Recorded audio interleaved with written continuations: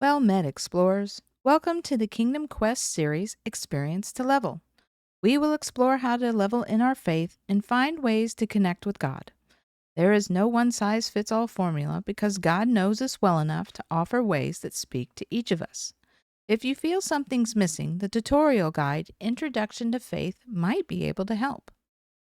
Through the NIV Student Bible, we are going to look at the main points of each book of the Old and New Testament over the next several weeks. At level 11, we end our focus of the Old Testament with the last of the prophets, those chosen by God to speak to his people and his enemies. They return to Nineveh, address God directly, focus on the future, begin to rebuild, and work to restore their relationship with God. Nahum.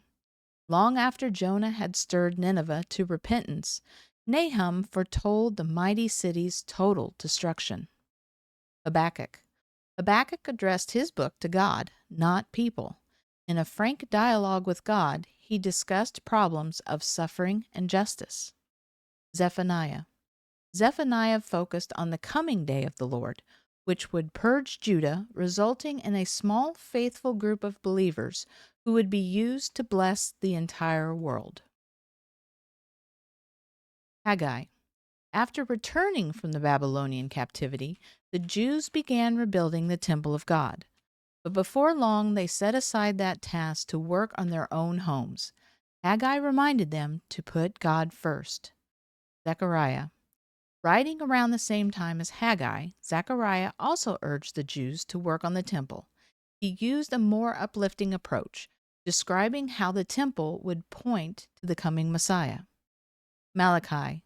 The last Old Testament prophet, Malachi faced a nation that had lost their interest in honoring God. He sought to restore their relationship with him. As the Holy Spirit guides us in each solo, daily, and weekly quest along our path, we discover more by reading the Bible and praying each day. Let me know which book has caught your attention in the comments.